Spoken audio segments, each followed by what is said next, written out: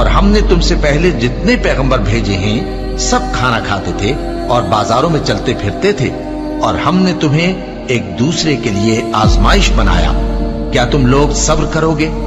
اور تمہارا پروردگار تو دیکھنے والا ہے۔ اور جو لوگ ہم سے ملنے کی امید نہیں رکھتے کہتے ہیں کہ ہم پر فرشتے کیوں نہ نازل کیے گئے، یا ہم آنکھ سے اپنے پروردگار کو دیکھ لیں۔ یہ اپنے خیال میں بڑائی رکھتے ہیں اور اسی بنا پر بڑے سرکش ہو رہے ہیں۔